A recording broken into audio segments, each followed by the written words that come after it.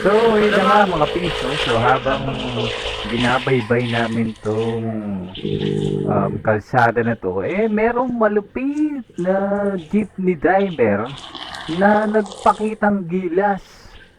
So, pansinin niyo yung jeepney dyan sa kaliwang side. Yan, no? So, bigla-bigla na lang, ayun, bigla-bigla na lang siyang nangamote, mga piso.